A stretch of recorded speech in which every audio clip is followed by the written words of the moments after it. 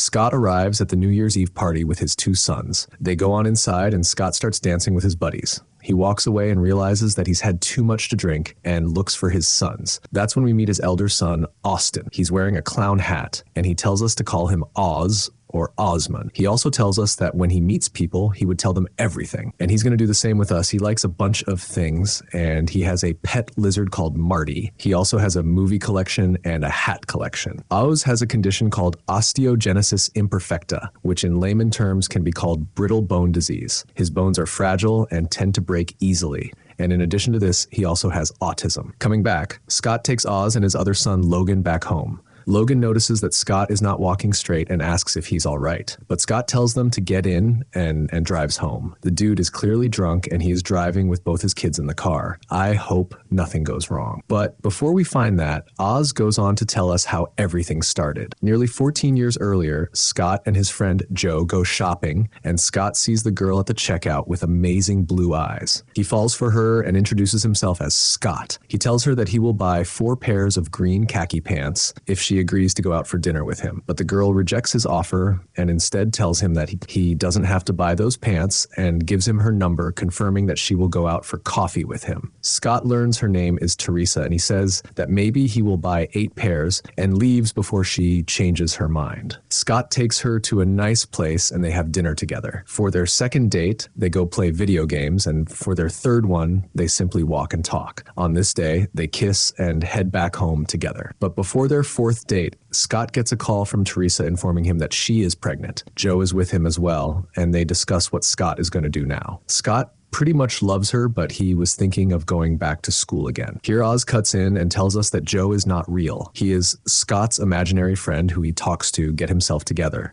Scott breaks the big news to his parents. His mom gets hysterical, freaking out, and breaks things since she cannot believe what he has done. But his dad says that he's proud of him, since Scott is taking responsibility as a man. However, Scott is worried that he is not ready to be a father, and his dad says neither was he, and his mom still goes on fuming about the whole thing. The scene changes to 3 months later, and Teresa moves in with Scott. That night, Scott sings a song for her, and things seem smooth for their first day living together. Here's when something happens. Teresa confesses that she has the brittle bone disease, but it's not serious. But the thing is that it is genetic and is worrying for the baby. Scott comforts her that everything is going to be all right, and just like that, Teresa is pushing for the baby in the next scene. Joe is there as always, and another woman walks in to help. Teresa introduces her to Scott as her sister Lori. The doctor doesn't know what's happening there. She tells them to focus and guides Teresa to push the baby. Joe faints seeing the whole thing, and soon Osman is born. Baby Oz starts crying non-stop. Scott and Teresa take turns taking care of them, leading to them having any time to sleep at all. Oz grew up as an energetic boy, and one day, Teresa left for the store asking Scott to look after him. While Scott was working, Oz started jumping on top of a table,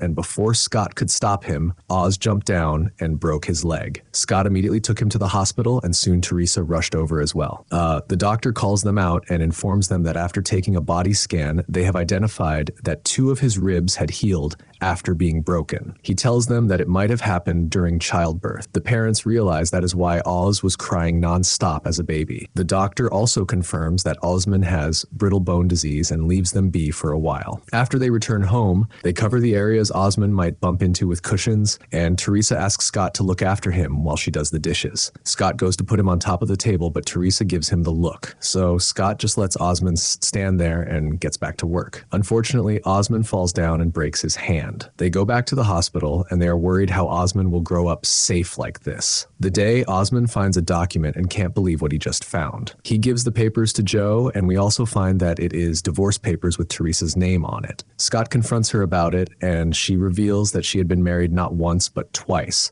Scott can't believe she hid this from him and says that he feels duped and mad. Teresa can only apologize since she was afraid that Scott would leave her after knowing this, in addition to the fact that her bones are brittle.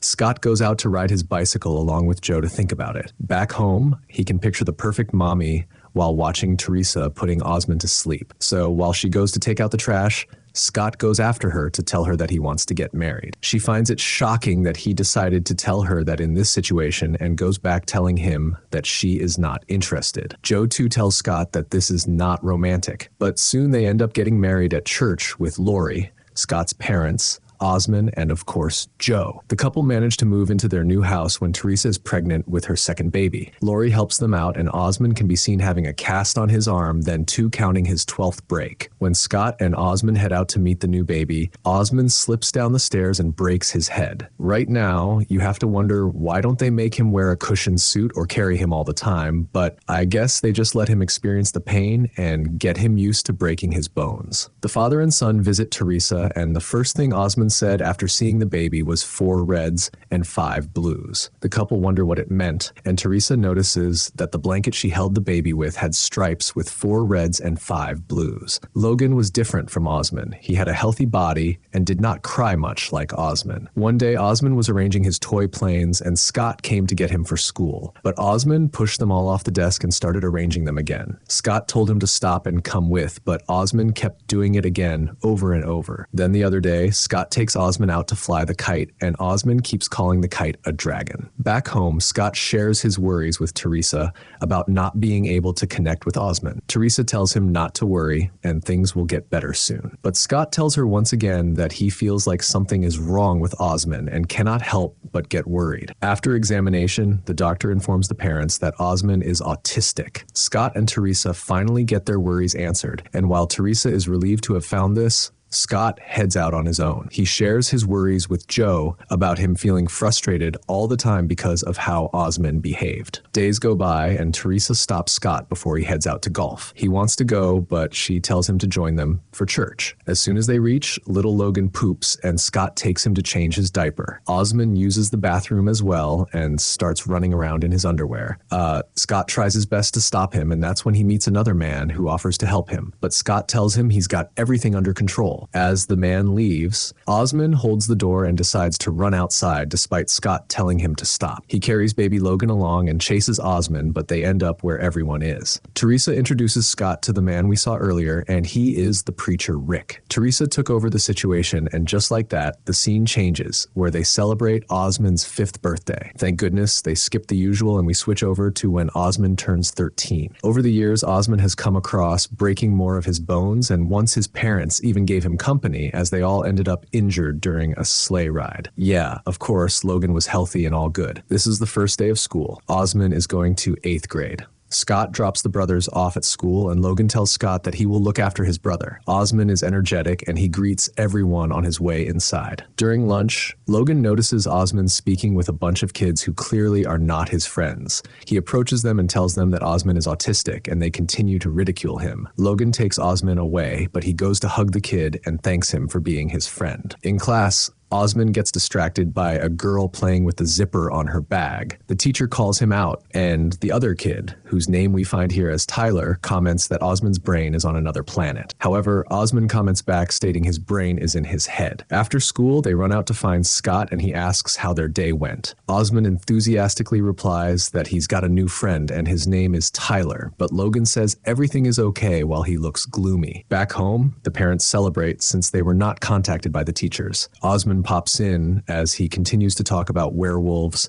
the night's dinner, and everything that pops in his head. The parents struggle through this, even though it looks like it is not the first time, and Joe puts on noise-canceling headphones. The parents play rock, paper, scissors to decide who gets to take on Osman. Scott loses, and he asks Osman if he wants to fly. Following this, the father and son enjoy flying in the sky, but it turns out they are playing the swing at the park. Logan pushes them while Scott joins Osman. He gets too into it, and he smiles as he sees Logan there as well. But it is too late when he realizes Osman is not there, and he turns to find him standing in the way of his swing. With the momentum, Scott ends up smashing Osman into the ground. He immediately tells Logan to go get his mother, and he stays back to look after Osman. The kid apologizes to Scott that he just wanted to be strong like Logan. Osman is taken to the hospital. Teresa prays with tears, and Scott apologizes. Teresa confronts him, saying that Osman never gets hurt on her watch, and leaves. This makes Scott feel like the worst person ever, and Joe tries to comfort him. In the morning, Osman is discharged and he has a cast over his chest. The doctor tells the kid that he is strong, and seeing Scott smile, Teresa gives him the look. Soon, Scott leaves town for work.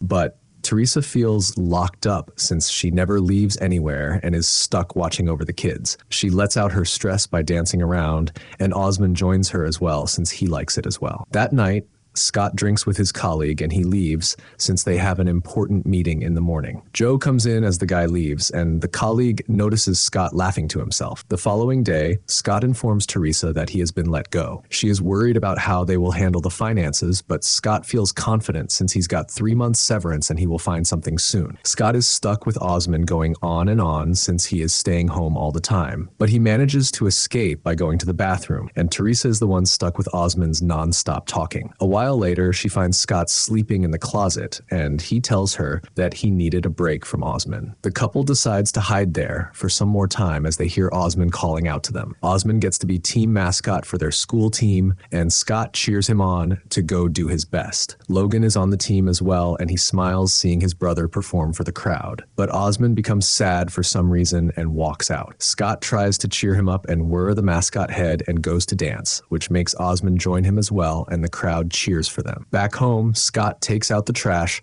but doesn't find the trash cans. He asks Teresa, and she tells him that the company took them since the payments are overdue. He starts yelling at her since he never knew this was a thing, and they start yelling at each other, blaming each other for their spendings. Osmond overhears them, and seeing him there, they stop. Scott tells her that they cannot make the payments, and they end up selling their house and moving into a smaller one. On Thanksgiving, Scott's parents visit them, and during dinner, they initiate telling what they are thankful for and tell the kids to join in as well. But when it's Scott's turn, he just says that he agrees with everyone and continues eating. After this, he has a talk with his parents, who hear him lamenting and blaming himself, but they tell him that is just how life is. They leave after telling him to stay strong, and Scott goes straight to bed. In the morning, Scott comes to find Teresa emptying the wine bottles down the drain. Scott wonders whether she has a problem with him drinking. Teresa says that she had seen how this ended with her mother, and she is not going to take the chance like her. She tells Scott that this should stop now, or else they are done. She leaves, telling him to take out the trash. Scott goes to play gold, and Joe tells him that he does drink a lot, but Scott feels like he doesn't. Soon, Osmond returns to school, and he greets everyone like he always does. He talks to Tyler in class, asking why he didn't reply to his messages. But Tyler purposely brings up a movie dialogue, and Osmond goes non-stop narrating the whole movie. The teacher tries to stop, but seeing him continue, she asks another student to take Tyler out of the classroom. Later, Teresa calls Scott to come home, saying she got a call from school, and the teacher suggested that Osmond join a special class, and believing they have no choice, Teresa agreed on the spot. He tells her everything is going to be all right. She asks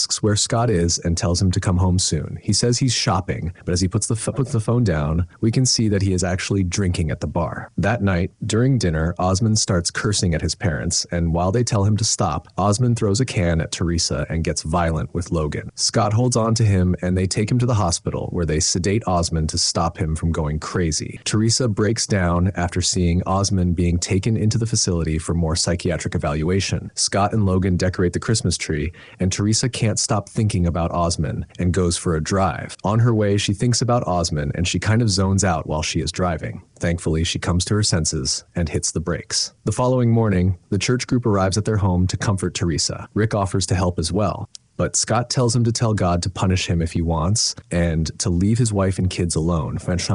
They go get Osmond and bring him back home. Logan gets a skateboard as his present, and Osmond gets a bow tie. Osmond then asks Scott to go on a camping trip, which Scott is not up for. But Osmond keeps asking nonstop, and Scott finally agrees. Just like that, it is New Year's Eve, and Scott takes the kids for the party, and Teresa stays back since her body hurts, and she feels not up to it. Finally, we are going to find out what happened after they left the party from the beginning of the movie. Despite Joe persuading him, Scott decides to drive home. Shockingly, Teresa wakes up Scott by pouring a bucket of water over him, and he only then realizes what he had done. He looks up to find the car stopped after bumping into the tree in front of their house. Teresa tells him to leave the house and not come see her or the kids again. Scott leaves for his parents' house and tells them everything that happened. They tell him to stay there, and his mother tells him to break the cup before him. He is surprised, but he does what he's told. She picks up the broken pieces and tells him that's him right now, and that does not define who he is. So she tells him to better start working on fixing himself up. Scott joins a support group and tries to see if things work out. The kids visit their grandparents, and Osmond calls Scott to come back, but he tells them him that he needs more time to fix himself. Meanwhile, Lori tells Teresa that she should accept Scott and support him to get better, but she refuses. Then one day after school, Logan walks out with his skateboard, but Tyler takes it from him and punches him. This causes Logan to go after Tyler and they fight. Logan calls him out as a bully and Tyler has nothing to say to him. The teacher comes right then to stop them. Back home, Osmond asks Logan why he fought with Tyler. Logan wonders why he worries about Tyler, and Osmond tells him that Tyler is sad. Osmond continues to mention that Tyler's dad is in jail for a long time and his mother is really sick, and that is why he thinks Tyler is sad, and that makes him sad. The following day, Tyler gets called to the principal's office. He goes to find Logan there with a big present on the table. The principal tells Tyler to open it, and as he does it, he finds Logan's skateboard inside. Logan says that he wants him to have it and apologizes for fighting with him. Tyler agrees to be his friend and they get together well. This time, Scott finds preacher Rick at the support group and they start talking. Scott seriously works on the support group and at home, he tries to fix the broken cup following the Japanese method to make the cracks look beautiful. The cup is not the same, but it is better than before. Logan starts going to school alone and he feels that it is not right that Osmond cannot go there anymore. Teresa meets up with Scott and finds that he is doing better. It seems like they have been called to school to talk about Osmond. The parents tell the principal that they have withdrawn him from school and have decided to homeschool him. Scott tells her that they know that Osmond is different, but that is what makes Osmond. They do not want him to think that he is different and take away things that he wants for him and believe that treating him normally would be more helpful for him. However, they are surprised to hear the principal agree with them, and she hands over a file to them. She says that it is a petition signed by every student in school to have Osmond come back since everyone loves him and does not want him to leave. The parents are surprised and the principal tells them that Osmond is welcome back anytime. While everyone is gathered in the gym for the match, the principal calls in Osmond and surprises everyone. The kids rejoice and join him on the court as they jump around in joy. Logan thanks Tyler for making this happen and Scott feels blessed at the moment. In the next support group, he opens up about himself and lets everything out. He finishes his talk by saying that he has decided to start living like his son and be honest and thankful to everyone around him. Scott then visits his house and Teresa reminds him about the camping trip he promised to Osmond. Scott apologizes to her and starts tearing up, and Teresa welcomes him, saying that she is so proud of him. She tells him to come back and they kiss. Soon the day of the camping trip arrives. Scott guides Osmond about being safe, but Osmond goes ahead excited. They have set up archery lessons, and while Scott is worried, Rick tells everything's going to be okay. Osmond does well, and they soon engage in the other games as well. At night, Scott tells Rick that he never thought of coming here before, but he is thankful that he did now. He also thanks Rick and tells him to say his thanks to God as well. However, Rick tells him that he can do it himself. Sometime later, Scott and Joe are sitting together and Scott tells Joe that they have been talking forever and asks Joe if he is God. Joe calls him son and his face starts to glow, and Joe starts laughing, saying that he is not God. In the morning, Scott and Osmond go on the lake, and Osmond tells him that he wishes to be like him, since he is the best. Scott finally feels like a great dad, and the two think as though they are on top of the clouds while a dragon flies past by. As the camping trip ends, they leave, and Osmond holds his hands as they walk to the car. The family goes out to eat together, and Osmond gets excited, saying the milkshake is the best he has ever tasted, and he says this is the best day of his life. Scott talks to us, saying that for Osmond, every milkshake is the best, and every moment, every day can be the best for him. It can be for you too, if you are able to see it. The family heads back home, and Scott tells us that all his life he wanted to fix Osmond, but it was him who needed the fixing. He tells us that this moment right here is the best moment of his life. The movie ends here, and in the end credits, we find that this movie is based on a true story, and they are living happily ever after. Let me know how you felt at the best moment of your life, and I shall return with another recap like this. Until next time, this is your host for Movie Recap, signing off.